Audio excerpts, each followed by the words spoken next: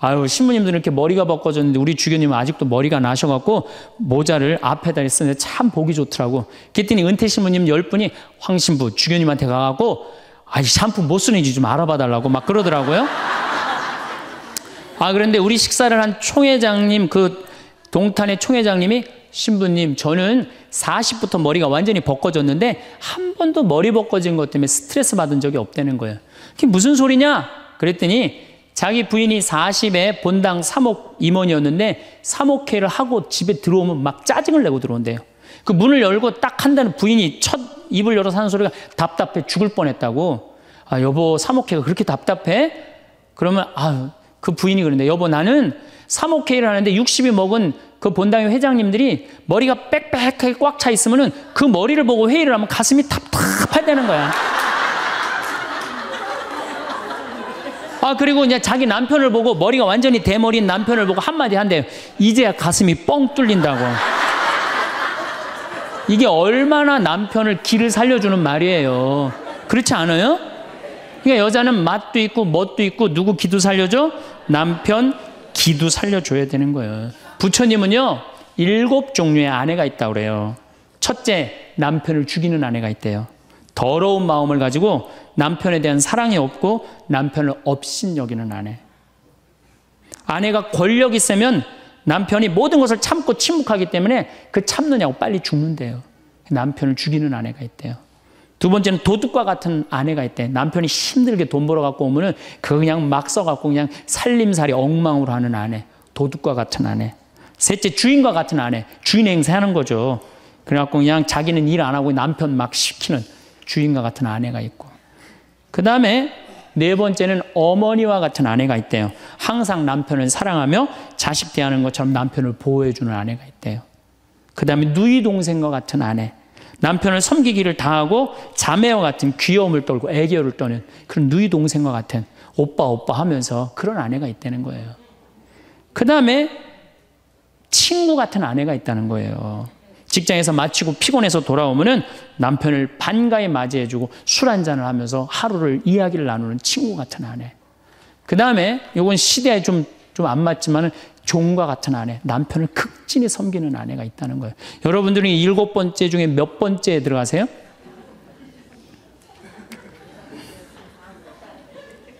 아무것도 아니에요? 이 7번째 아무것도 아니면 큰일인데. 근데 우리나라 남자들도 문제예요. 사실은 이 부인한테 참 잘해야 되거든요. 자기 믿고 따라온 사람이 얼마나 귀하게 해야 돼. 근데 우리나라 남자들 참 부인한테 말 못해요. 정말 이쁘다고 말 한마디 해주면 얼마나 좋아. 여자는요 1년 365일 365가지 방법으로 이쁘다는 소리를 듣고 싶어 한대요. 오늘같이 이렇게 태양이 찬란한 날은 여보, 저 찬란한 태양처럼 당신 오늘 너무 이뻐. 그리고 비가 촉촉하게 오면 여보, 당신 촉촉한 비처럼 이뻐. 아니, 어떤 방법을 써서라도 이쁘다는 말하면 여자는 행복하다는 거예요. 그리고 요리를 해주면 맛있다고 먹으면은 김치찌개, 이렇게 맛있는 김치찌개 먹을 수 있는 사람은 세상은 나 하나밖에 없다고. 이렇게 정말로 이런 말을 해줘야 되는데 생전 뭐 맛있다, 맛없다 그런 말 안 하면은 여자가 밥할 맛 나겠어요? 안 나죠? 그럼요. 그리고 한 30년 밥 얻어먹었으면 이제 설거지는 해야지. 그렇게 얻어먹었으면 설거지는 해야지. 양심 있는 거 아니야? 그렇지 않아요? 여자는 언제 행복하냐면 남편이 자기 살림을 도와줄 때 행복하다고 그러더라고요. 내 얘기를 듣고 어떤 형제님이 17년 동안 설거지 할 생각을 한 번도 안 했대. 17년 동안. 그래갖고 이제 내 얘기를 듣고 이제 자기도 이제 해봐야 되겠다. 그렇게 생각을 하고 저녁에 여보, 당신 반찬하냐고 애쓰고 밥하냐고 애썼으니까 내가 설거지 해줄게. 앉아서 텔레비 봐. 그랬더니 부인이 그러더래요. 2번 청소하게 하지 설거지하게 하지 말고 그냥 가만히 있으라고 그러더래요. 그래서 이 남편이 그랬대요. 아니야, 내가 오늘 해보고 싶어서 그래. 그리고 설거지를 했대요. 그리고 이제 그 형제는 미사해설하러 성당에 갔는데 메시지가 왔대요. 여보, 나는 오늘 당신이 한 설거지 지금 다시 하고 있어. 하지만은 오늘처럼 행복한 날은 없어. 17년 결혼 생활 중에 오늘처럼 행복한 날은 없어. 고마워. 내 살림살이를 도와줘서. 그 메시지를 형제님이 나한테 보냈어요. 신부님, 요 조그만 거 이렇게 행복할 수 있는데 내가 왜 이제까지 안 했는지 모르겠다고. 그러니까 우리 정말 부인한테 정말로 자매님들한테 서비스 해줘야 돼. 이제는 서로를 사랑해야 돼요. 서로를 사랑하고 아껴줘야 돼요. 근데 우리나라 남자들이 얼마나 말을 못하냐면 이게 진짜로 있었던 일이에요. 65살 먹은 형제님이 꿈을 잘 꾼 거야. 그래갖고 로또를 산 거야. 금요일 날. 그래갖고 그냥 가슴이 부풀은 거야. 왜 부인한테 막 자랑을 한 거야. 내가 꿈을 꿨는데 이건 된다. 그리고 보통 꿈이 아니다. 막 돼지가 막 수천 마리 왔다 갔다 한 꿈을 꿨는지. 그래갖고 그냥 막 들떠 있는 거야. 그러니까 부인이 콧소리로 한마디 한 거야. 여보, 그 로또 되면 당신 그 돈 뭐 할 거야? 그때 남자가 정색을 하고 그러더래요. 내가 이 로또 되면은 온 세상 사람한테 다 나눠줘도 당신한테는 한 푼도 안 줄 거야. 아니 아직 된 로또도 아닌데 당첨되고 난 다음에 그러면 몰라도 당첨도 안 됐는데 아이 귀양 이렇게 말하면 얼마나 좋아요. 여보 당신 평생 나한테 시집 와갖고 고생만 했는데 내가 로또 되면 내가 당신 다 줄게. 쓰고 싶은 대로 다 써. 아니 당첨도 안 된 로또인데 아니 그렇게 말하면 얼마나 기분이라도 좋아요. 근데 그냥 내가 온 세상 사람한테 다 나눠줘도 당신한테 한 푼도 안 줄 거야. 이게 할 말이에요. 근데 우리나라 남자들이 이런다고요. 다른 형제님들이 아우 마누라 너무너무 이쁘고 좋겠다고 살아봐라야 눈 한번 하얗게 뜨고 하면 독사가 그런 독사가 없다. 이런 말 해야 되면은 우리 마누라는 얼굴만 이쁜 게 아니라 마음은 비단이야. 기분이 얼마나 좋아요. 참 고운 말을 못 하는 거야. 그냥 온 세상 사람한테 다 나눠줘도 당신한테는 한 푼도 안 준다. 그러니까 이 부인이 너무 열받아갖고 한 달 반 동안 밥을 안 해줬대요. 그리고 진짜 무서운 건 집안에서 폭력이에요. 폭력. 더욱이 남자가 여자를 때리는 건 있을 수 없는 일이에요. 부부가요 때린다는 건 있으면 안 돼요. 아니 여자가 남편한테 결혼을 할 때는 이 험난한 세상 저 힘 있는 남자한테 보호받고 싶어서 결혼하는 거 아니에요? 그렇지 않아요 보통? 그런데 그 남편이 자기를 때린다고 생각하면요 이건 치욕이에요 여자한테는. 그래서 남자가 여자를 때리면 안 돼요. 정말로 이것도 진짜 있었던 일인데 70이 다 돼가는 할머니인데 평생 남편한테 맞으면서 살았대요. 그런데 또 친구 하나가 평생 남편한테 둘이 이제 할머니가 이제 둘이 친구야. 서로 맞고 살아갖고. 근데 그 평생 맞은 할머니가 하루는 이 친구 할머니한테 전화를 한 거야. 막 웃으면서 전화했대. 아니, 너 뭐가 이렇게 좋아갖고 전화했냐? 그랬더니 우리 남편이 이번에 병원에 갔는데 글쎄 3개월밖에 못 산다고. 나 지금 입을 뒤집어 쓰고 지금 웃으면서 너한테 전화하는 거라고. 이건 너무 불행하지 않아요? 너무 불행하지 않아요? 정말로 자기 부인 아파서 죽는데 따라 죽는 남편도 있는데 이게 그냥 자기 남편 3개월밖에 안 산다고 이불을 뒤집어 쓰고 막 웃으면서 그냥 전화를 할 정도면 이거 같이 살지 말아야지. 그렇죠? 그러니까 여러분들 남편한테 잘하세요. 또 여기 있는 우리 형제님들 누구한테 잘해요? 그래도 나이 먹어갖고요. 여러분들 지금 신부님 난 도저히 우리 남편하고 못 살 거예요. 지금 바꿔봐야 거기서 거기에요. 지금 바꿔봐야. 자, 남자하고 여자하고 얼마나 서로를 이해를 못하느냐 하면은 남자는 하루에 2,000마디만 하면은 말 끝난대요. 근데 여자는 하루에 6,000마디를 해야 된대요. 그러니까 여자가 훨씬 말이 많은 거죠. 남자는 직장에 갔다 오면 할 말 끝난 거예요. 집에 할 말이 아무것도 없는 2,000마디 이미 다 했는데 할 말. 남자로 사람으로서 할 말 끝났는데 뉴욕의 게리 마카스라는 교수가 이 통계를 냈어요. 그래갖고 여자는 남자가 남편이 집에 들어올 때만 기다리는 거야. 뭐 이웃집 아줌마 얘기도 하고 싶고 본당시 뭐 욕도 하고 싶고 막 그래갖고 기다리고 있는데 남편이 들어와서 여보, 그 집 남편은 그렇게 힘들게 돈을 버는데 여자는 맨날 찜질방 다니고 그냥 링크코트 입고 다니고 정신 나간 여자라고. 그럼 남편은 할 얘기가 없는 거야. 쓸데없는 소리 하지 말고 밥이나 내놓으라고. 그럼 여자는 미치는 거예요. 진짜 괜찮은 남자들은 어떤 남자들이냐면은 그래 여보? 그럼 안 되지. 부인이 살림을 잘 살아야지. 남자가 그렇게 고생을 하는데 추임새를 넣어주고 속으로 외우세요. 500마디, 1,000마디, 2,000마디. 그래갖고 딱 속으로 4,000마디 딱 끝나면 여보 이제 자자. 이래야지 이 남자는 후환이 없는 남편이에요. 여자 말을 들어줘야 돼요. 그래서 남자하고 여자하고 틀린 점이 이거야. 반대로 우리 자매님들은 여자는 흥분을 하면 5분이면 흥분이 끝난대요. 그래갖고 막 장보러 들어와갖고 막 욕을 5분만 하면은 아무 일도 없었던 듯이 부엌에 들어가고 콩나물도 따고 멸치 대가리도 딴대요. 아무 일도 없었듯이. 근데 남자는 5분 동안 바가지 긁을 동안 가만히 있는데요. 5분 지나면 그때부터 승질이 나기 시작한대. 근데 남자는 한번 승질이 나면 최소한 30분은 성질을 내야 된대. 그러니까 5분 지나고 나가고 이제 그때부터 이제 여자는 마음이 착 가라앉은 상태에서 저녁 준비를 하는데 그때부터 남자는 이제 거실에서 소리 지르는 거야. 내가 말이야 뭘 잘못했다고 네가 맨날 그러냐고 막 소리 지르면 마음이 가라앉은 여자가 나와서 남자 불을 질러요, 속에다가. 뭐라고 그러냐면 당신은 말만 하면 이렇게 성질을 내고 그러느냐고. 자기는 이미 다 흥분 가라앉은 상태에서 막 성질 내는 남편한테 불은 자기가 질러놓고. 그러면 안 된다는 얘기죠. 30분 동안 길길이 뛰게 놔두란 얘기예요. 승질을 건드려 놨으면은. 제가 신학교 때 부제 때 매스컴 세미나라는 걸 했는데 그때 어떤 자매가 와갖고 정말 내 눈물을 찔끔 나게 하는 강의를 한 적이 있어요. 이 자매가 아들이 셋 있었대요. 근데 아들이 셋 있는 집은 항상 둘째가 문제예요. 첫째는 첫째라고 잘해주고 막내는 막내라고 잘해주죠. 그렇죠? 둘째는 항상 소외의식을 느껴요. 항상 피해의식을 느낀다고요. 우리 집에도 아들이 셋 있는데 큰아들은 내가 봐도 저 어머니 아버지가 왜 이해가 안 될 정도로 큰아들한테 잘했어요. 잘못해도 다 감싸 안아주고. 이게 큰아들은 대접받는 거죠. 저는 우리 집 막내였는데 저는 정말로 사랑을 많이 받고 자랐어요. 전 중고등학교 다닐 때 내가 신발을 빨아본 적이 없어요. 형들이 다 빨아줬어요. 왜 빨아줬느냐면 안 빨아주면 어머니 아버지가 혼냈으니까 막내 신발 빨게 한다고. 그래갖고 그냥 우리 집이 이제 제사를 지내도 우리 집이 이제 아버님이 장손이라 1년에 어렸을 때 13번, 14번 제사를 지냈어요.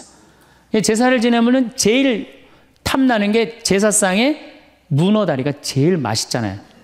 그런데 그냥 큰아들은 큰아들이라고 챙겨주고 막내는 막내라고 알아서 해주는데 둘째 형은 문어다리 차지가 안 가는 거예요.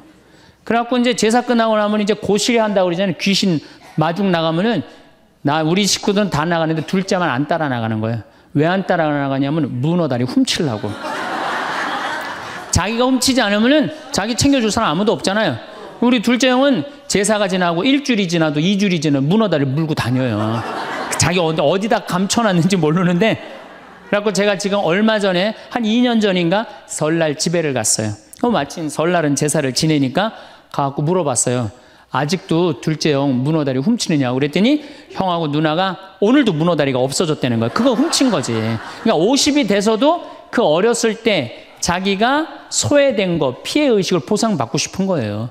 이 집에 이제 아들이 이제 중학교 3학년, 초등학교 6학년, 초등학교 3학년 세 아이가 있었대요. 근데 마침 그날은 초등학교 6학년 둘째 아들만 집에 있었대요. 그래서 이 자매님이 남편한테 여보, 둘째 아이 좀 데리고 목욕탕에 들어가서 목욕 좀 시키라고. 그래갖고 뭐 아빠도 뭐 집에 있으니까 둘째 아들 이제 목욕을 시킨다고 목욕탕에 이제 들어갔대요. 근데 5분이 지났는데 남편이 얼굴이 새빨개져갖고 막 뛰쳐나왔대. 옷도 제대로 안 입고. 당신 왜 애 목욕 시키라고 했더니 왜 뛰쳐나오냐? 당신 먼저. 여보, 내가 목욕을 하러 들어갔는데 저놈이 이상한 말을 한다는 거예요. 그래서 무슨 말을 하느냐고. 아니 나도 벗고 이제 자기도 이제 둘째 아들도 옷을 벗었는데 딱 옷을 벗었는데 둘째 아들이 눈을 똑바로 뜨고 아버지한테 그러더래요. 아버지도 벗고 나도 벗었으니까 우리 남자 대 남자로 아무것도 안 걸쳤으니까 솔직하게 말 좀 해보자고. 그래서 이놈은 무슨 얘기를 하느냐. 아니 초등학교 6학년 놈이 딱 빨개 벗고 아버지도 벗고 나도 벗었으니까 우리 솔직하게 얘기 좀 해보자고. 그러니까 얼마나 당황스러워요. 그래서 무슨 얘기냐 그랬더니 아버지는 날 정말로 사랑하는 거냐. 무슨 소리냐. 지난 겨울에 아버지가 밤에 두부 심부름 시켰을 때 난 너무너무 밤에 나가는 게 무서웠다. 왜냐하면은 동네에 불량 형들이 걸리면 돈을 뺏고 그래서 난 밤에 나가는 거 너무너무 싫었다. 중학교 3학년 큰형도 있는데 내가 그래서 큰형 왜 안 시키냐고. 그러니까 아버지가 나한테 소리 지르고 나한테 갔다 그래서 내가 울면서 갔다 왔다. 내가 그렇게 무서운데 얼마나 내가 서러웠는지 알았느냐. 그 아버지 나 사랑하는 거냐. 내가 그렇게 마음고생하는 걸 아냐. 뭐 아버지 할 말 없지. 또 아니 내가 구두 닦았을 땐 한 번도 칭찬도 안 하는데 막내가 아버지 구두 닦으면 그렇게 좋아하고 칭찬하고 500원도 주고 그러는데 왜 나는 한 번도 그런 적이 없느냐. 그리고 우리 아들 셋이서 인사할 때 잘 다녀오시라고 그럴 때 내 머리 쓰다듬은 좀 있냐. 한 번도 없다. 막내 머리만 쓰다듬어 줬지. 날 사랑하는 거냐. 아들이 그냥 그렇게 물어보는 거예요. 당황스러운 거죠. 부모는 항상 세 아들 다 사랑한다고 그러지만은 자식이 느끼는 건 너무너무 섭섭했던 거죠. 그래서 이 아빠가 너무너무 당황스러워갖고 그랬대요. 나는 너를 너무 믿었기 때문에 심부름도 시킨 거고, 난 너를 너무너무 믿었기 때문에 막내 어리니까 이렇게 한 거지. 난 이 셋 중에 너를 너무너무 사랑한다. 그리고 너무 당황스러워서 그냥 옷도 그냥 대충 입고 뛰쳐나온 거예요. 그 자리에서 너무 있기 미안해갖고. 그래갖고 제가 어떻게 하나 보라고 그랬더니 문을 빼꼼히 열고 보니까 아들이 눈에는 눈물이 뚝뚝뚝 떨어지는데 입에는 미소가 있더라는 거예요. 아빠가 날 사랑한다고 그러니까. 그러니까 누가 사랑하는 게 커요? 자식이 부모 사랑하는 게 큰 거예요. 그 사랑을 부모가 까먹고 자꾸 자식한테 못되게 하는 거죠. 그래서 여러분들 정말로 우리가 부모라는 게 중요해요. 아버지가 없는 자식들은 참 힘들어요. 아버지가 없는 자식들은. 여러분들 그 삼국 통일을 한 궁예, 왕건, 견우, 후백제, 거기에 궁예 얘기를 좀 할게요. 궁예가요, 뭐 역사적으로 뭐 확실하진 않지만 47대나 48대 경문왕 아들이었대요. 셋 중에 제일 난 사람이에요. 왕건은 귀족 아들이고 견우는 평민 아들이야. 근데 궁예는 왕의 아들이었어요. 근데 아버지 없이 자랍니다. 아버지 없이 자라요.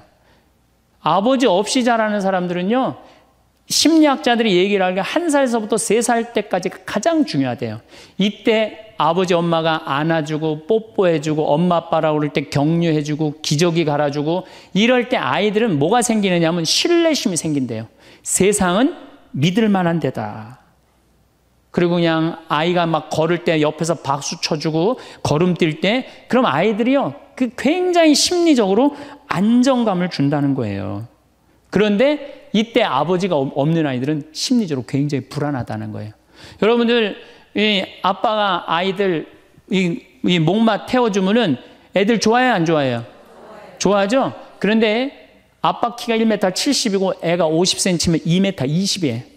그 꼭대기에 올라가고 또 애는 아빠 머리를 잡고 막 까르르 넘어가지 않아요? 좋아갖고 아빠 머리를 잡고 걔는 무의식 속에 이런 생각을 갖는데요. 세상은 이렇게 높아도 믿을 만한 데다. 이 든든한 아버지가 있으니까. 그런 믿음이 생긴다는 거예요. 그런데 궁예는 그랬던 경험이 한 번도 없었던 거야. 그러니까 나중에는 사람을 의심을 하기 시작하는 거예요. 의심하기 시작하는 거예요. 그래갖고 나중에 관심법이라는 걸 개발해요. 그래갖고 네가 의심하는지 안 의심하는지 내가 안다. 그래갖고 그냥 친아들도 그냥 의심도 안 하는데 너 의심한다고 그러고 죽이고, 결국 누구까지 죽여요? 자기 부인하고 아들까지 죽여요. 그리고 마지막으로 쓸쓸한 최후를 맞이해요. 신부님, 나는 우리 남편이 일찍 죽어갖고 우리 애들 그냥 혼자 키웠는데 너무 섭섭합니다. 아버지 없이도 훌륭하게 자라는 사람 간혹 있어요. 그게 누구냐면 오바마가 아버지 없이 자라잖아요. 할머니 손에서 얼마나 훌륭해요. 그렇죠? 그러나 일반적으로 보면은 그렇다는 거예요. 아버지가 굉장히 중요한데, 근데 슬픈 거는 우리나라는 아버지가 있어도 없는 것 같아요.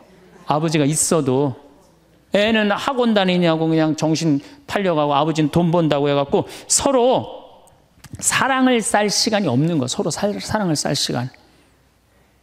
그런데 이 아버지와 끈이 굉장히 기가 막힌 분이 한 분 계세요. 아버지와 자식 사랑이 아주 두터운 분이 한 분 계세요. 그분이 누구냐면 바로 예수님이에요. 예수님처럼 아버지와 사랑이 깊은 사람이 없어요.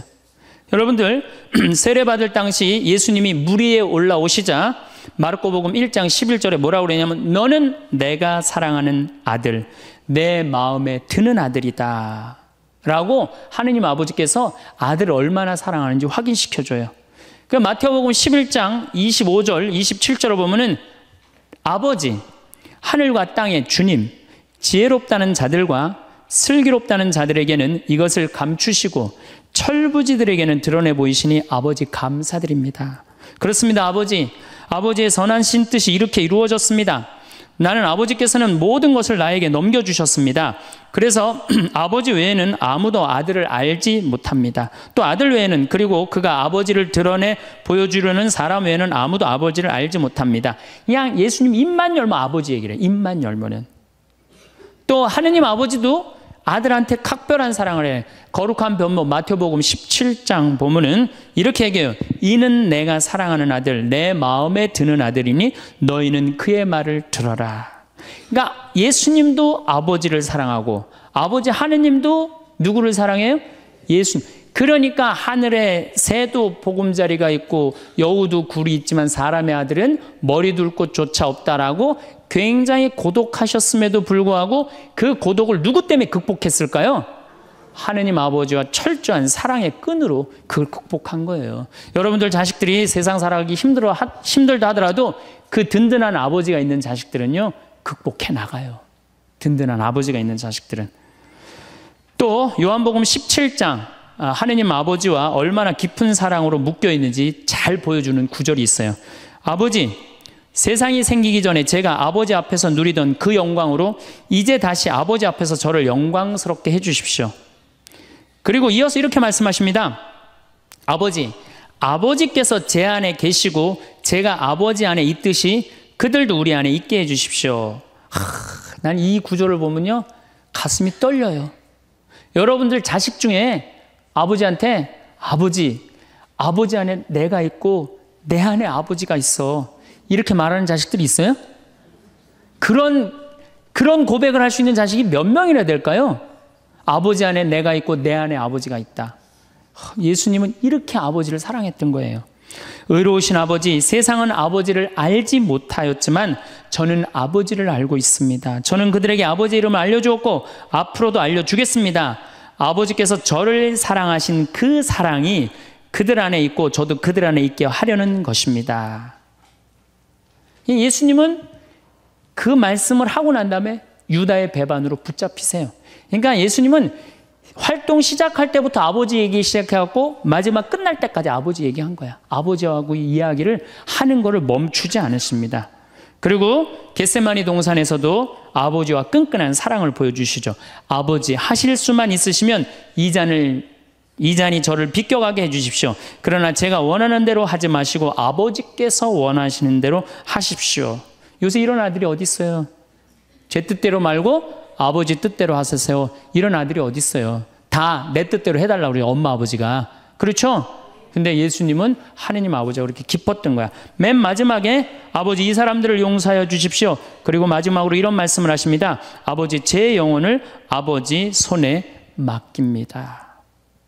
그러니까 이 아버지와 철저한 끈으로 묶여 있었던 예수님은 그 마지막 제자들이 다 버리고 도망갔어도 그 아버지에 대한 사랑, 내 안에 아버지가 있고 아버지 안에 내가 있다는 그 기가 막힌 사랑으로 극복하시고 인류 구원의 문을 여신 거예요.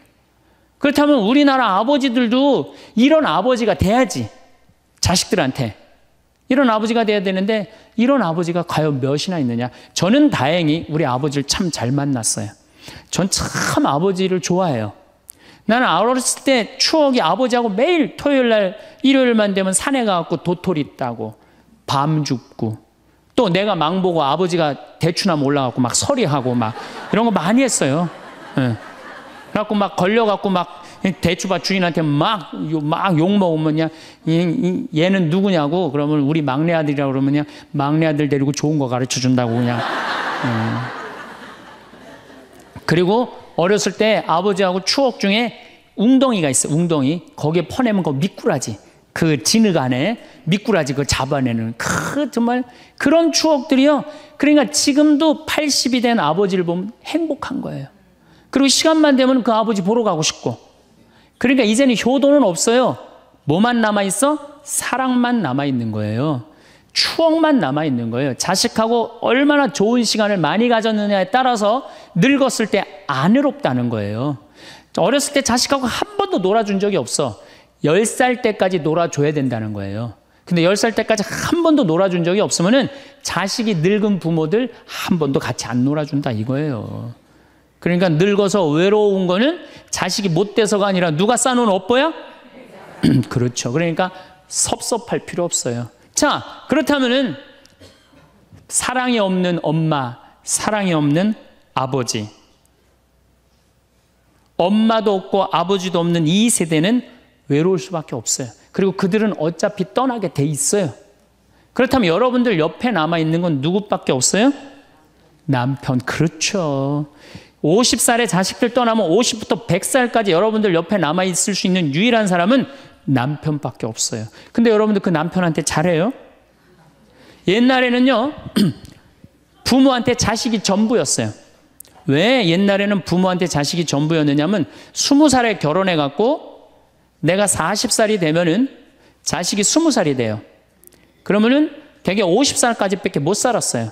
그럼 자식이 몇 년 효도하면 되냐면 10년만 효도하면 돼요. 그러면 알아서 죽어줘 주니까. 그러니까 옛날엔 자식이 부모한테 애절해서 안 애절했어요? 애절했어요. 그리고 20살 먹은 아들이 왜 50살 먹은 부모한테 죽지 말라고 왜 그렇게 손가락 깨물어서 입에 단지해주고 허벅지 살 잘라갖고 울며 불며 죽지 말라고 그랬을까요? 20살 된 이 아들은 동생이 17살, 14살, 11살, 8살, 5살, 2살 동생이 줄줄이 있는 거야. 근데 엄마 아빠가 지금 죽으면 이거 누가 키워야 돼? 자기가 키워야 되니까 죽지 말라고 그러는 거예요. 죽어도 이거 누구까지 다 키우고 죽어? 막내까지 키우고 죽어라 이거야. 근데 만약에 우리 엄마 아버지가 막내까지 다 키웠다? 그러면 엄마 아버지 나이가 60이 되는 거예요. 그래서 60까지 산 부모한테 너무 고맙다고 차려준 잔치가 환갑잔치예요. 근데 이 환갑진갑 다 받아먹고 갈 생각을 해요, 안 해요?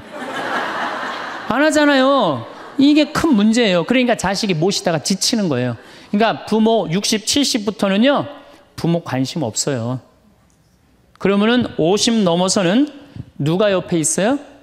남편밖에 없어요. 여러분들 지금 우리나라 100살 이상이 몇 명이냐면 2,500명이에요. 100살 이상이. 90세 이상이 몇 명이냐면 9만 명이에요. 80세 이상은 몇 명이냐면 80만 명이에요. 70세 이상은 몇 명이냐면 240만 명이에요. 그러니까 이제 안 죽어. 안 죽어요. 여기 죄송하지만 60세 넘으신 분들 손 들어보세요. 손 들어 괜찮아요. 이게 문제라는 거예요, 이게. 자식은 이미 떠나 있고 50 넘었고 60 넘어갖고는 누가 옆에 있어요? 남편밖에 없어요. 그러면은 자식한테 잘해야 됩니까? 남편한테 잘해야 됩니까? 남편한테 잘해야 돼요. 우리나라는요 안사람 바깥사람 제도가 있어요. 그래갖고 안사람은 집에서 애 놓다 죽고 바깥사람 바깥에서 돈 벌다 죽었어요. 근데 이게 의술이 좋고 영양이 좋고 고생을 안 하다 보니까 바깥사람이 50이 넘어도 안 죽는 거야. 안 죽어갖고 직장에서 쫓겨나갖고 집안에 들어와서 안사람이 돼버려요. 딱 안방에 이제 들어앉아 있는 거죠. 예. 근데 집안에 들어와갖고 부인 일을 도와주면 좋은데 도와줘요, 안 도와줘요? 안 도와주고 그냥 할 일 없으니까 마누라 하는 일 챙겨내, 안 챙겨내요? 챙겨내죠? 이게 미치는 거지, 그때부터. 젊었을 때는 맛있는 거 차려놓고 여보 일찍 들어와. 그래도 생전 안 들어오더니 이제 50 넘어서면 굳이 집에 안 들어와도 되는데 때 따라 철 따라 집에 들어오네. 그러니까 여러분들이 자식들 품에 안하고 키울 때는 외로운지 몰라요. 그렇죠? 근데 자식 떠나고 나면은 체인징 파트너를 해요. 이쁜 자식은 떠나고 쭈글쭈글한 남편이 돌아오는 거야. 그런데 50부터 110살까지 살려면은 젊었을 때 같이 여행 다니는 추억도 있어야 되고 젊었을 때 사랑도 쌓여 있어야지 50 넘어갔고 100살까지 있고 추억 먹고 살 거 아니에요. 근데 그런 추억이 하나도 없어. 그 50 넘어갖고 와갖고 그냥 잔소리만 하고 그냥 그러면은 그 남편이 싫은 거예요. 그러니까 서로 한 집에 살지만은 각방 따로 쓰고 외롭게 사는 거죠. 그래도 여러분들은 괜찮아요. 여러분들은. 우리 신부들은요 진짜 불쌍해요. 생각을 해봐요. 20살에 신학교 들어갔어요. 그래서 30에 신부 돼요. 그래갖고 옛날엔 75세 은퇴였어요. 75세 은퇴. 75세는 그래도 괜찮았어요. 은퇴하고 그냥 거의 바로 이제 세상 떠나시니까 요즘 70세로 은퇴가 내려왔어요. 그리고 이제 65세로 내린대요. 65세 은퇴해도 된다. 이렇게 내린대. 왜? 서울교구 우리 보좌 신부님들 뭐 10년, 12년, 13년 하잖아요. 그러니까 빨리 은퇴할 사람 빨리 하고 보좌들 빨리 본당 내보내야 되니까 빨리 은퇴해라 이거야. 그러면은 65세부터 은퇴해갖고 우리 부관장 신부는 110살까지 산단 말이야. 그러면은 20살에 신학교 들어갖고 65세까지 45년 혼자 살아. 그래갖고 65세 은퇴해갖고 110살까지 또 혼자 살아. 45년, 90년 혼자 사는 거야. 그래서 나는 우리 신부님들 은퇴시키는 거 반대하는 신부예요. 65세 은퇴시켜갖고 다시 보좌 신부로 발령을 내라. 보좌 신부로 발령을 내갖고 아니 고해성사 듣게 하면 되잖아요. 아 얼마나 여러분들 속에 있는 얘기하고 싶은 거 많아요. 그렇죠? 아 그럼 고해성사 듣게 하고 또 굳이 신부님들 65세 넘어가고 강론 안 해도 돼요. 미사 없는 강론하게 하면 되잖아. 강론하라 그러면 또 헨소리 또 하고 헨소리 또 하고 그러실 수 있으니까 얼마나 좋아. 차라리 65세에 은퇴시킬 거면 아예 60에 은퇴를 시켜서 장가를 그냥 보내라. 늙어선 좀 안 해롭게. 농담이에요. 농담. 우리보다는 여러분들이 훨씬 덜 외롭다는 거예요. 그렇지 않아요? 여러분들 남편도 있고 자식도 있고 손자도 있잖아요. 그러면 그 소중한 사람들한테 사랑하면서 살아야지. 우린 사랑할 사람도 없는데 여러분 사랑할 사람이 있잖아요. 그럼 조금만 내가 잘하면 되는데 그게 안 되는 거예요. 우리나라 여자들이요. 이 세상이 너무너무 여자 살기 좋은 세상이 돼갖고 여자들이 지금 뭐가 뭔지도 모르고 살아요. 집에서 남편들, 여러분들 남편들이 200만 원, 300만 원 벌어갖고 돈 갖다 주잖아요. 여러분들 길 지나가다 보면은 여러분들 10,000원 주는 사람 있어요? 지나가는 남자가? 없죠? 남편은 200만 원, 300만 원 한 달 뼈 빠지게 갖고 갖다 주잖아요. 그럼 잘해줘야 될 거 아니야. 그렇지 않아요? 그것도 1, 2년 갖다 준 것도 아니고 20년, 30년 갖다 줬으면 잘해줘야 될 거 아니야. 근데 집에서 그런 기가 막힌 남편 왕 대접해줘요? 개 다음으로 대접해. 개 다음으로. 집에 마누라 자식 먹여 살린다고 이마가 땅바닥에 닿도록 인사하고 다니는 거예요. 여러분들 남편들 다 나가면 그래요. 그럼 집에서 왕대접 해줘야 될 거 아니야. 집에서도 왕대접 못 받아. 직장에서도 왕대접 못 받아. 어디 가면 왕대접 받아요. 룸사롱 가면 왕대접 받아요. 룸사롱 가면은 막 그냥 가슴이 볼랑말랑한 옷 입고 그냥 여자들이 그냥 허벅지 트어진 치마 입고 그냥 머리도 그냥 생머리 싹 하고 그냥 사장님 오셨느냐고 그냥 팔짱도 끼고 그냥 술도 따라주고 그냥 또 그냥 안주 드시라고 그냥 땅콩 오징어 말아갖고 입에 막 넣어주고. 아 얼마나. 그러니까 30만 원 40만 원 쓰는 게 안 아까운 거예요. 대한민국의 룸사롱으로 남자를 몰아내는 건 누가 몰아내는 거냐? 여자들이 난 몰아낸다고 생각해요. 여자들이. 마누라라는 게 아침에 출근할 때 보면 막 사자머리를 해갖고 막 귀신 눈을 해갖고 그냥 여보 다녀와 그냥 다녀오게 하고 난 다음에 다녀오라고 그래야지. 예쁘게 차려입고 문 입구에서 여보 다녀와. 그러면 내가 이렇게 이쁜 마누라 있는 집에 돌아와야 돼. 그런 마음으로 나가서 일할 거 아니에요. 사자머리 밥도 제대로 안 챙겨주고 그냥 다녀오라고 그러고. 또 대한민국 남자들은 또 착해요. 또 다녀오랜다고 저녁에 여보 나 다녀왔어. 예. 근데 아직도 그냥 사자머리를 하고 그냥 텔레비 보고 앉아있으면 어느 남자가 집에 들어가고 싶겠어요. 그렇지 않겠어요? 그래서요 사람은요 부부는요 사는 맛이 있어야 돼요. 사는 맛이. 50이 넘으면요 남자가 테스토스테론은 없고 에스트로겐만 있어요. 여성 호르몬이 자꾸 나와요. 그래서 성적인 능력이 사라져요. 성적인 능력이 사라지니까 50 넘은 남자들은 무슨 낙으로 사느냐면 먹는 낙으로 사는 거예요. 먹는 낙으로. 그냥 50만 되면 말하는 거 좋아하고 먹는 거 좋아한단 말이야.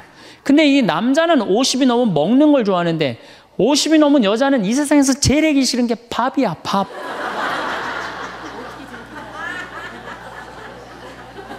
그러니까 그냥 둘이 사는데 왜 김치찌개를 끓여도 한솥 끓여. 그냥 하기 싫으니까 귀찮으니까 한솥 끓여갖고 그냥 다음날 아침에 그냥 그거 졸여갖고 아침상에 올려놓고 그냥 저녁엔 또 오늘같이 하루 피정하고 저녁에 이제 여보 나 저녁 집에 가서 먹을게 그러면 또 그거 볶아갖고 저녁상에 또 올려놓고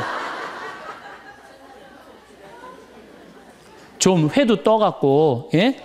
여기 가깝잖아요. 회시장 가갖고 우럭 회 맛있잖아요. 매운탕도 떠갖고 소주도 한 병 사고 그래갖고 그냥 허벅지 트어진 치마 이브닝 드레스도 하나 딱 입고 저녁에 남편 들어오면 여보 이거 내가 한 거야 딱 술 따라주면 남자가 얼마나 살맛이 나요. 사는 맛 나지 않겠어요? 예, 좀 신선로도 좀 해갖고 탁 하고 짜장면도 좀 만들어주고 베트남 국수도 좀 해서 주고 아 요즘 뭐 또 순대 또 그냥 유명한 데 많잖아요. 전화하면 택배로 다 보내주잖아요. 순대도 탁 썰어갖고 그냥 간 썰어갖고 그냥 소주 한 잔 탁 하고 신부님 무슨 돈으로 그런 걸 합니까? 애 휴학시키고 자식은 무슨 자식이야. 지금 누구밖에 없어요? 부부밖에 없어요. 애 휴학시키고 그렇게 하세요. 신부님 난 휴학시킬 자식이 없는데 집 잡혀요. 나이 드신 분들은 은행에 가고 집 잡혀가고 다 쓰세요. 자식 물려줄 생각하지 말고. 예. 그래야지 사는 맛으로 사는 거 아니에요. 그리고 부부는 사는 맛으로도 살아야지만 사는 멋으로도 살아야 돼. 사는 멋이 있다. 멋있게 살아야 될 거 아니에요. 근데 나는 제일 가슴 아픈 우리 자매님들이 어떤 분들이냐면은 자기를 꾸미지 않는 분들이에요. 이쁘게 좀 이쁜 옷도 사 입고 그래야 되는데 생전 아니 자기가 무슨 군인이야? 집에 있어도 파마를 해도 꼭 철모 뒤집어 쓴 거 딱 1년 내내 풀어지지도 않는 거 쓰고 앉아갖고 그냥 생전 그냥 마누라라는 게 그냥 맵시 있는 옷 한 번 제대로 입지도 않고 그럼 남편이 사는 맛이 있어요? 사는 멋이 있어요? 좀 꾸며야죠, 본인이.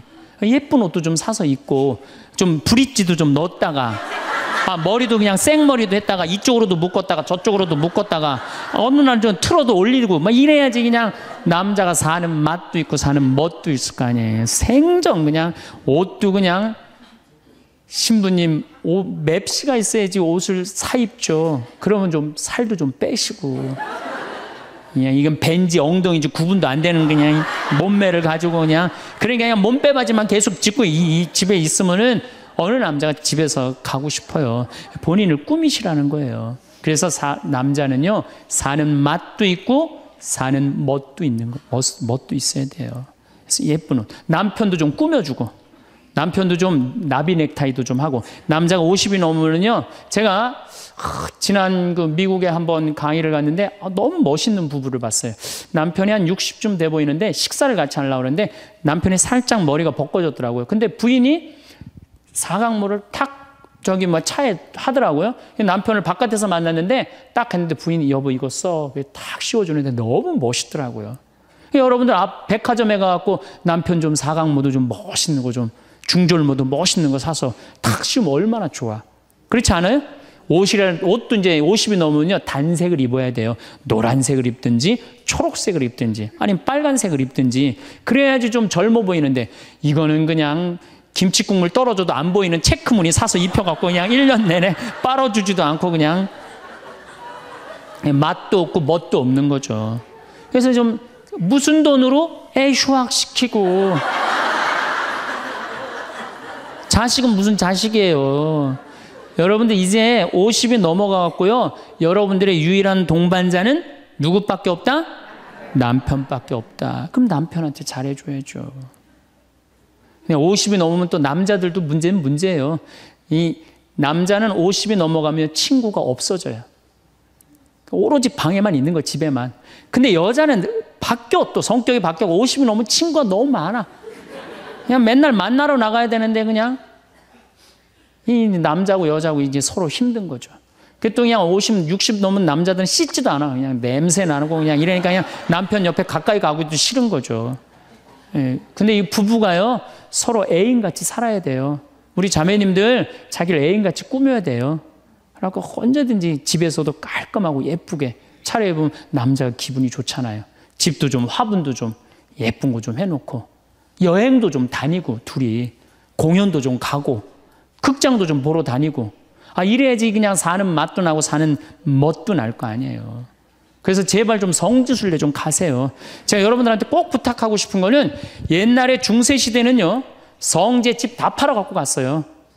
다 팔아서 그냥 예루살렘 가는 걸로 끝나는 거예요. 거기서 죽어도 여한이 없다고. 그러니까 여러분들도 예수님 어제 복음에 자케오 얘기 나왔죠? 그 예리고 얼마나 좋아요. 그리고 그냥 갈릴레아도 좀 호수도 가보고 얼마나 좋아요. 신부님 무슨 돈으로? 휴학시키고 그 돈이면 충분해요. 한번 갔다 오면은요, 신앙이 틀려지거든요. 성주순례도 가고. 제가 지난 9월인가 작년 9월에 성주순례를 한 40분 하고 갔다 왔는데 어떤 형제님이 70 먹은 형제님이 기가 막힌 말씀을 하시더라고요. 무슨 말씀을 하시냐면은 내 강의를 듣고 집을 잡혀서 왔대요. 근데 가만히 생각을 해보니까 집은 은행에 잡히면 대출을 해준대요. 은행에 잡히면 대출해주잖아요. 근데 나이는 대출해주는 데가 아무 데도 없대요. 여러분들 누가 나이 대출해줘? 한 살이라도 더 먹기 전에, 다리에 힘 풀리기 전에 갔다 오셔요. 그리고 내가 성주순례를 가면은 너무 행복해하는 거, 자매님들이. 그래갖고 나는 은혜 받아갖고 성제 갖고 그냥 성령을 충만히 받아갖고 10일 동안 저렇게 행복하고 그냥 은총에 그냥 가득한 줄 알았더니 12일 동안 밥을 안 하잖아, 밥을.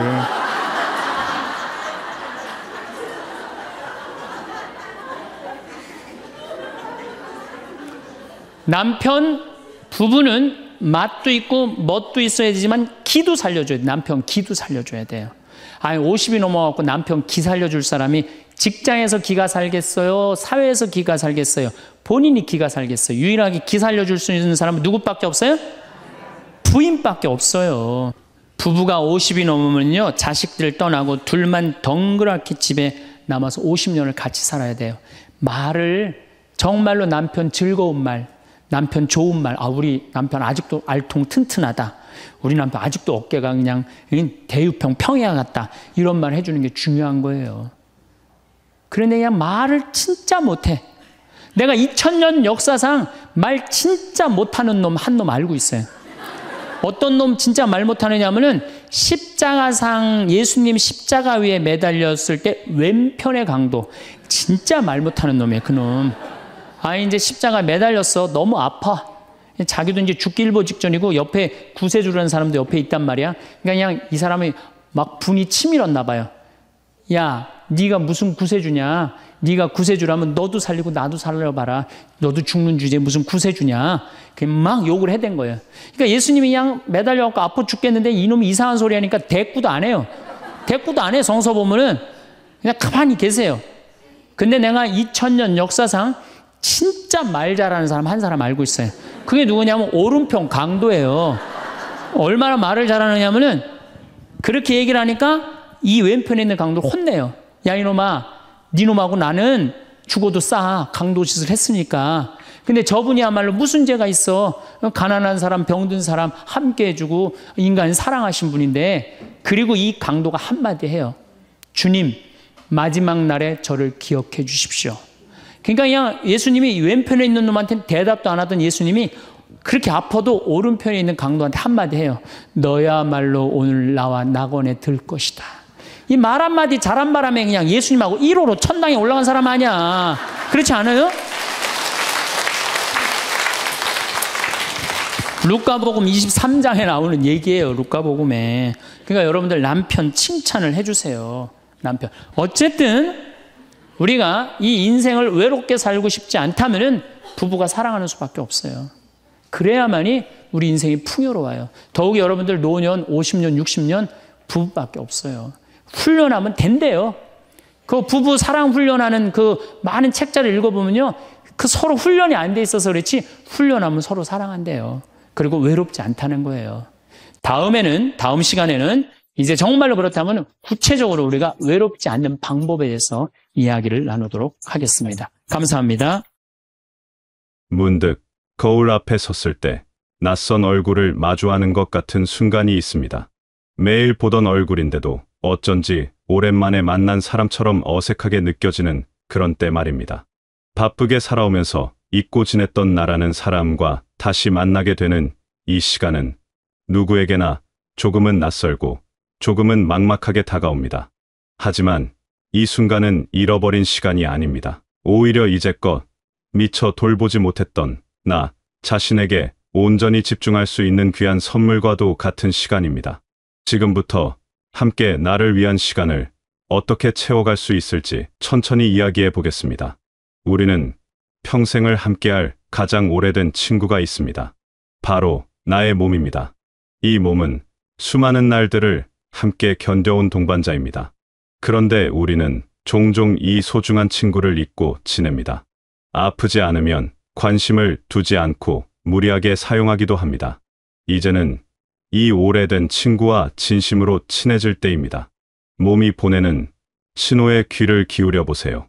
어깨가 무겁다면 그것은 몸이 여러분에게 말을 거는 것입니다.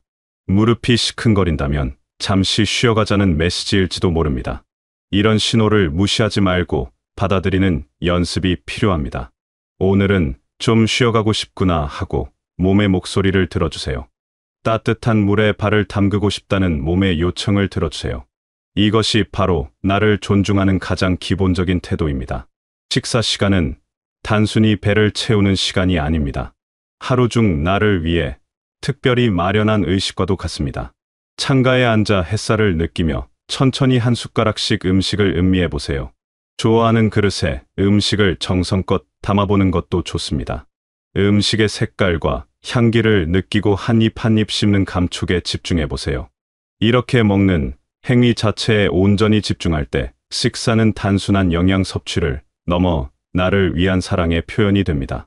무엇을 먹느냐도 중요하지만 어떻게 먹느냐가 더 중요할 때가 있습니다. 몸을 움직이는 것은 부담스러운 운동이 아니어도 됩니다. 그저 움직임 자체를 즐기면 충분합니다. 좋아하는 음악을 틀어놓고 가볍게 몸을 흔들어 보세요. 리듬에 맞춰 어깨를 들썩이고 고개를 끄덕이는 것만으로도 몸은 활력을 느낍니다. 아침 햇살이 좋은 날에는 밖으로 나가 걸어보세요. 발바닥으로 땅을 느끼고 바람이 피부를 스치는 감각을 온전히 경험해 보세요. 나무숲이 바람에 흔들리는 모습을 보고 새소리를 들으며 걷는 시간은 그 자체로 치유입니다. 목표를 정하지 않아도 됩니다. 그저 움직이는 것 자체가 즐거움이 될 수 있도록 나만의 방법을 찾아보세요.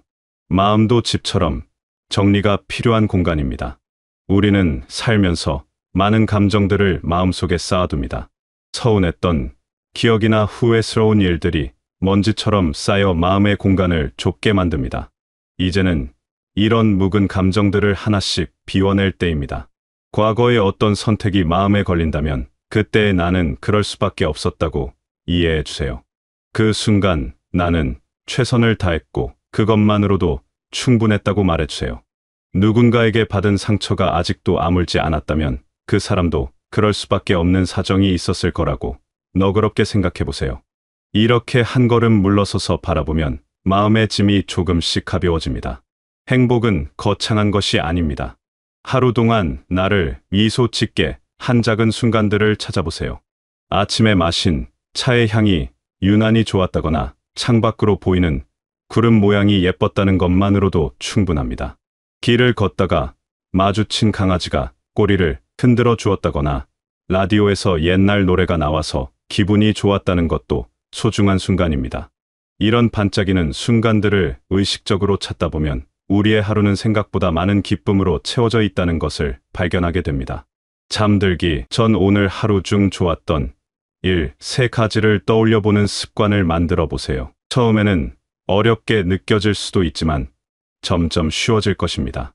우울한 생각이 찾아올 때가 있습니다. 모든 것이 무의미하게 느껴지고 앞으로 나아갈 힘이 없는 것 같은 순간 말입니다. 이럴 때는 그 생각에 빠져들지 말고 한 걸음 떨어져서 바라보세요. 아, 내가 지금 이런 생각을 하고 있구나 하고 관찰자의 입장에서 바라보는 것입니다. 감정은 구름처럼 흘러갑니다. 아무리 짙은 먹구름도 결국 지나가고 다시 맑은 하늘이 나타납니다. 부정적인 생각도 마찬가지입니다. 그 생각이 나 자신은 아닙니다. 그저 지나가는 기분일 뿐입니다. 이렇게 생각하면 마음이 조금 편안해집니다. 이제 시간은 온전히 여러분의 것입니다. 이 시간을 어떻게 채울지는 전적으로 여러분의 선택입니다. 그저 흘려보내지 마세요. 설렘과 즐거움으로 채워보세요. 그 첫걸음은 나의 취향을 발견하는 것입니다.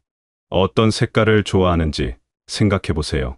파란색인가요? 초록색인가요? 아니면 따뜻한 주황색인가요? 좋아하는 색으로 내 공간을 조금씩 바꿔보세요. 쿠션 하나를 바꾸는 것만으로도 공간의 분위기는 달라집니다. 어떤 음악을 들을 때 마음이 편안해지는지 탐색해보세요. 잔잔한 클래식일 수도 있고 경쾌한 팝송일 수도 있습니다. 옛날 가요를 들으면 마음이 따뜻해지는 사람도 있을 것입니다. 좋아하는 음악을 찾았다면 하루 중 1시간은 음악을 들으며 보내는 것도 좋습니다. 음악에 온전히 집중하며 듣다 보면 마음이 평화로워집니다. 어떤 향기를 좋아하는지도 알아보세요. 꽃향기일 수도 있고 바다 냄새일 수도 있습니다. 빛냄새나 흙냄새를 좋아하는 사람도 있습니다. 좋아하는 향을 집 안에 두고 가끔 깊이 들이마셔보세요. 향기는 우리의 기억과 감정을 깨웁니다. 좋은 향기를 맡는 것만으로도 기분이 좋아집니다. 세상에 대한 호기심을 되살려보세요. 저건 뭘까 하고 궁금해하는 마음을 허락하세요. 나도 한번 해볼까 하는 용기를 내보세요. 산책하다가 처음 보는 꽃을 발견하면 이름을 찾아보세요. 동네에 새로 생긴 가게가 있다면 들어가 보세요. 텔레비전에서 재미있는 요리가 나오면 따라 만들어 보세요. 이런 작은 탐험들이 일상의 생기를 불어넣습니다. 무언가 새로운 것을 배우고 싶다면 시작해 보세요. 잘해야 한다는 부담감은 내려놓으세요. 그림을 그리고 싶다면 서툴러도 괜찮습니다. 중요한 것은 붓을 쥐고 색을 칠하는 그 순간의 즐거움입니다. 악기를 배우고 싶다면 음이 틀려도 좋습니다. 소리를 만들어내는 과정 자체가 기쁨입니다. 글을 쓰고 싶다면 문장이 삐뚤빼뚤해도 됩니다. 내 생각을 글로 옮기는 경험이 소중합니다. 정원을 가꾸는 것도 좋습니다. 작은 화분 하나로 시작해도 됩니다. 씨앗을 심고 물을 주며 기다리는 시간은 우리에게 인내를 가르쳐 줍니다. 새싹이 돋아나는 것을 보면 생명의 신비를 느낍니다. 꽃이 피면 말할 수 없는 기쁨이 찾아옵니다. 식물을 돌보는 일은 나 자신을 돌보는 일과 닮아 있습니다. 요리를 해보는 것도 좋습니다. 재료를 손질하고 불 앞에 서서 음식이 익어가는 과정을 지켜보는 시간은 명상과도 같습니다. 완성된 음식을 예쁜 그릇에 담아 천천히 먹으면 그것은 나를 위한 작은 잔치가 됩니다. 잘 만들어지지 않아도 괜찮습니다. 그 과정에서 느끼는 집중과 몰입이 중요합니다. 손으로 무언가를 만드는 것도 추천합니다. 뜨개질이나 자수 같은 바느질일 수도 있고 종이접기나 만들기일 수도 있습니다. 손끝에 집중하며 무언가를 완성해가는 과정은 마음을 안정시킵니다. 완성품이 멋지지 않아도 됩니다. 만드는 동안 느꼈던 평화로움이 가장 큰 보상입니다. 사진을 찍어보는 것도 좋습니다. 특별한 카메라가 없어도 됩니다. 핸드폰으로도 충분합니다. 일상에서 아름다운 순간을 포착하려고 노력하다 보면 세상을 보는 눈이 달라집니다. 평범했던 풍경 속에서 특별한 장면을 발견하게 됩니다. 빛의 각도나 그림자의 모양에 관심을 갖게 됩니다. 이렇게 세상을 새로운 눈으로 바라보는 연습을 하다 보면 삶이 더욱 풍요로워집니다. 산책 코스를 다양하게 바꿔보세요. 항상 가던 길이 아닌 다른 길로 걸어보는 것입니다. 익숙하지 않은 길을 걷다 보면 새로운 발견이 있습니다. 처음 보는 집이나 가게가 나타나고 전에는 몰랐던 공원을 발견하기도 합니다. 같은 동네라도 다른 길로 걸으면 완전히 다른 곳처럼 느껴집니다. 날씨의 변화를 즐겨보세요. 비 오는 날에는 창가에 앉아 빗소리를 들어보세요. 눈 오는 날에는 밖으로 나가 눈송이가 내리는 것을 바라보세요. 바람 부는 날에는 나뭇가지가 흔들리는 모습을 관찰해 보세요. 자연의 변화를 의식하며 살다 보면 계절의 순환을 온몸으로 느끼게 됩니다. 여러분 주변의 작은 것들에 감사하는 마음을 가져보세요. 아침에 눈을 뜰 수 있는 것, 따뜻한 물이 나오는 것, 지붕이 있는 집에 사는 것, 이 모든 것이 당연하지 않습니다. 감사하는 마음으로 하루를 시작하면 하루가 달라집니다. 잠들기 전에도 오늘 하루 감사한 일들을 떠올려 보세요. 작은 것에 감사하는 습관은 삶을 더욱 풍요롭게 만듭니다. 혼자 있는 시간을 두려워하지 마세요. 혼자 있는 시간은 고독이 아니라 나와 깊이 대화할 수 있는 소중한 시간입니다. 조용히 앉아 아무 생각 없이 멍하니 있어도 좋습니다. 그 시간 속에서 진짜 나를 만날 수 있습니다. 혼자서도 충분히 행복할 수 있다는 것을 알게 될 것입니다. 웃음을 잊지 마세요. 재미있는 프로그램을 보거나 유쾌한 이야기를 듣고 마음껏 웃으세요. 웃음은 최고의 약입니다. 웃을 일이 없다면 억지로라도 웃어보세요. 거울 앞에서 활짝 웃는 얼굴을 만들어 보세요. 신기하게도 억지로 웃다 보면 기분이 정말 좋아집니다. 내 몸과 마음을 돌보고 나의 시간을 즐거움으로 채우는 것은 이기적인 일이 아닙니다. 오히려 나를 위한 가장 가치 있는 투자입니다. 내가 행복해야 주변 사람들에게도 좋은 에너지를 나눠줄 수 있습니다. 나라는 중심이 단단하게 설 때 우리는 어떤 상황에서도 흔들리지 않는 힘을 갖게 됩니다. 다른 사람과의 관계도 자연스럽게 건강해집니다. 지금 이 순간이 여러분 인생의 새로운 시작입니다. 누군가의 이야기가 끝난 뒤의 부록이 아닙니다. 바로 지금부터 펼쳐지는 여러분이 주인공인 새로운 이야기의 첫 장입니다. 이 이야기를 어떻게 써 내려갈지는 전적으로 여러분의 선택입니다. 두려워하지 마세요. 서두르지도 마세요. 한 걸음씩 천천히 나아가면 됩니다. 여러분은 이미 충분히 많은 것을 해내며 살아왔습니다. 이제는 그 무게를 내려놓고 가벼운 마음으로 나를 위한 시간을 살아갈 자격이 있습니다. 완벽하지 않아도 괜찮습니다. 매일 조금씩 나아지면 됩니다. 실수해도 괜찮습니다. 다시 시작하면 됩니다. 중요한 것은 포기하지 않는 것입니다. 여러분의 하루하루가 따뜻한 햇살처럼 포근하고 봄바람처럼 상쾌하기를 바랍니다. 작은 기쁨들이 여러분의 일상을 가득 채우기를 바랍니다. 여러분이 여러분 자신에게 가장 다정한 친구가 되기를 바랍니다. 그리고 무엇보다 여러분이 지금 이 순간 충분히 소중하고 사랑받을 만한 존재라는 것을 잊지 않으시길 바라겠습니다.